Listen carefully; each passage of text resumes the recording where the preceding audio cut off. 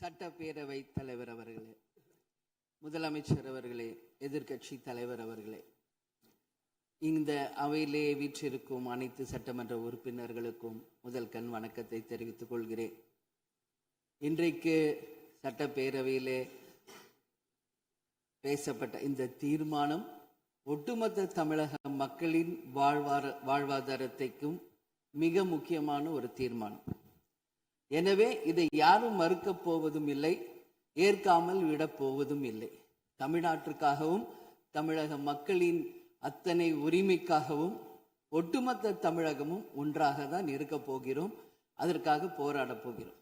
ஆனால் நாம் சற்று இதை பற்றி யோசித்தால், சுதந்திரம் வாங்கின காலத்திலிருந்து இன்றைக்கு வரைக்கும் காவேரி பிரச்சனையும் முல்லை பெரியாறு பிரச்சனையும் தமிழக மீனவர்கள் பிரச்சனையும் தொடர்ந்து பேசிக்கொண்டுதான் இருக்கிறோம். ஒழிய எதற்கும் இதுவரைக்கும் நிரந்தரமாக தீர்வு ஏற்பட்டதாக ஒரு வரலாறு இல்லை என்பதை நிச்சயமாக இந்த நேரத்தில் நான் பதிய வைக்க விரும்புகிறேன். இதற்கு எந்த குறிப்புகளோ படிக்க வேண்டிய அவசியம் இல்லை. இது உணர்வு, நம் மனதிலே ஆழமாக இருக்கும் நம் உணர்வை பதிய வைக்க வேண்டிய இடம் இந்த சட்டமன்றம். இந்த சட்டமன்றமே தமிழக மக்களுக்கானது. தமிழக மக்களின் வரி பணத்தில் நடத்தப்படுவதுதான் இந்த சட்டமன்ற இந்த கூட்டங்கள் எல்லாம். அப்படி இருக்கையில் தமிழக மக்களின் உரிமையை நாம் ஒவ்வொரு முறையும் நம்மை சுற்றி இருக்கின்ற மாநிலங்களிடம் போய் கேரளா, கர்நாடகா, ஆந்திரா, இன்னொரு பக்கம் மீனவர்களுக்காக ஸ்ரீலங்கா என்று தொடர்ந்து கேட்டுக்கொண்டுதான் இருக்கிறேன். ஒழிய தன்னிறைவு பெற்ற ஒரு மாநிலமாக தமிழ்நாடு என்றைக்கு வரப்போகிறது என்பதை தான் நான் இந்த நேரத்தில் சிந்திக்கிறேன். ஏன்னா நம்மை சுற்றி இருக்கின்ற நமது தலைவர்கள் எல்லாருமே இந்த பிரச்சனைக்காக, அம்மையார் புரட்சி தலைவி ஜெயலலிதா அவர்கள் காவேரிக்காக உண்ணாவிரதம் இருந்தாங்க, முதலமைச்சராக இருந்து. கலைஞர் அவர்கள் இதற்காக பல போராட்டங்கள் நடத்தினார். அண்ணன் ஸ்டாலின் அவர்கள் பல தீர்மானங்களை நிறைவேற்றி இருக்கிறார்கள். அது மட்டும் இல்லை, இதுவரைக்கும் முதல்வராக இருந்த அத்தனை பேருமே இதற்காக நாம பேசி இருக்கிறோம், போராடுகிறோம், சட்ட ரீதியாக நாம் அதற்கான தீர்வுகளை காண்கிறோம். அது மட்டும் இல்லை, காவிரி மேலாண்மை ஆணையம் ஒரு தீர்ப்பு சொல்றாங்க, உச்ச நீதிமன்றம் ஒரு தீர்ப்பு சொல்றாங்க. எதுவும் பேசியும் இதுவரைக்கும் தீர்வு இல்லை. இப்பொழுது முதல்வராக பதவியேற்றிருக்கும் சிவகுமார் அவர்கள் சொல்றாரு, நாங்க பேச தயாராக இருக்கிறோம் என்று. நமது முதல்வரும் சிவகுமார் அவர்களும், நான் என்ன சொல்றேன், இது எல்லாரும் மக்களுடைய, இப்போ இந்த அவை இது முக்கியமான சட்டமன்றம். இங்க வந்தவொன்னு எல்லாருக்கும் என்ன கொடுக்கறாங்க? தண்ணி தான் கொடுக்கறாங்க. அப்போ ஒவ்வொரு மனிதருக்கும் தண்ணி தான் முக்கியம். இன்னைக்கு காவேரி தாயின்னு தான் நம்ம சொல்றோம். ஒரு தாயின் ஒரு குழந்தைக்கும் எப்படி தாய்ப்பால் இன்றியமையாதோ அது பாருங்க, அத்தனை பேரும், அது விவசாயிகளாக இருக்கட்டும், குடிமக்களாக இருக்கட்டும், இங்கு மிக முக்கியமானது குடிதண்ணீர். நீரின்றி அமையாது இவ்வுலகு.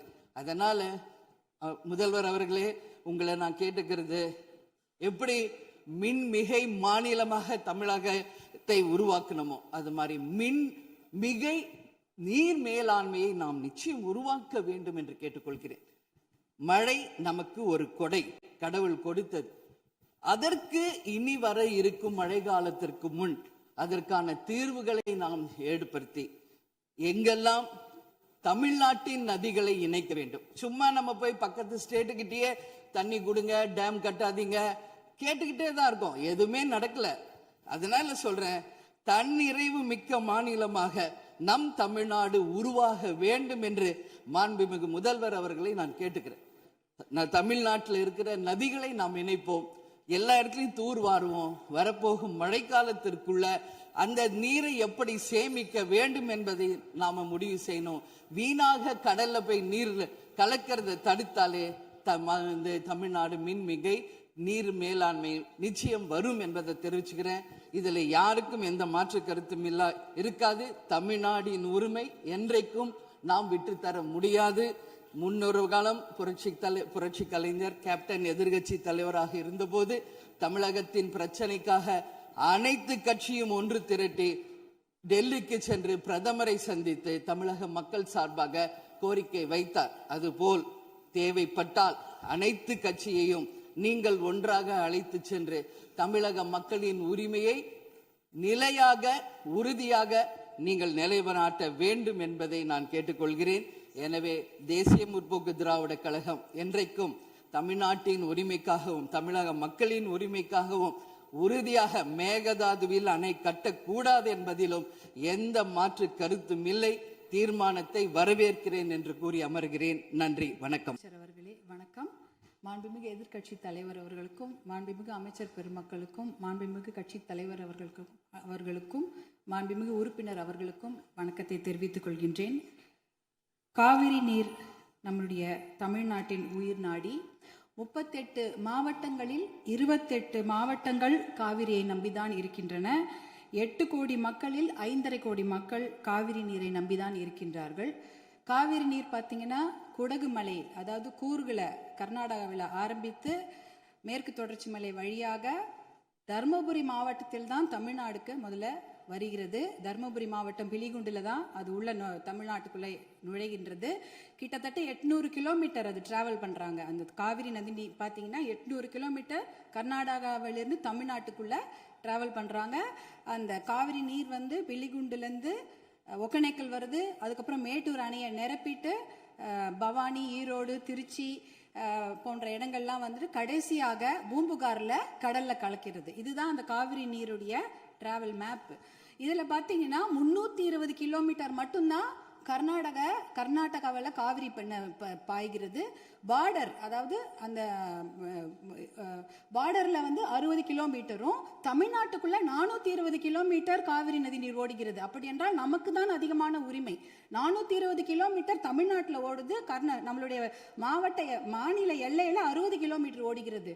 அப்படி என்றால் கிட்டத்தட்ட 740 டிஎம்சி தண்ணீர், காவிரி நீர் இருக்கிறது என்றால் அதற்கு அதிகமான உரிமை நமக்கு தான் இருக்கிறது. கிட்டத்தட்ட 400 டிஎம்சி தண்ணீர் வந்து தமிழ்நாட்டுக்கு உரிமையான தண்ணீர், நமக்கு பாதிக்கப்பட்ட தண்ணீர். ஆனால் நாளடைவில் அதை குறைஞ்சி 205 டிஎம்சியாக குறைச்சிட்டாங்க.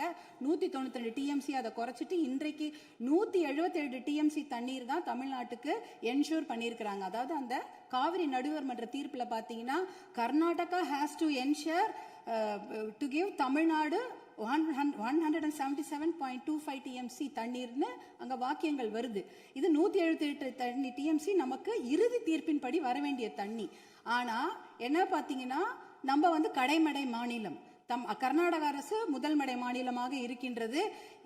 சுப்ரீம் கோர்ட் உச்சநீதிமன்ற தீர்ப்பின்படி கடைமடை மாநிலத்தின் அனுமதி இல்லாமல் எந்த ஒரு கட்டுமான பணியும் எந்த ஆற்றுப்படுகையிலும் கட்டக்கூடாது. குறிப்பாக காவிரி நதி நீர் மேல கட்டக்கூடாது. ஆனா 4 டேம் இருக்கு.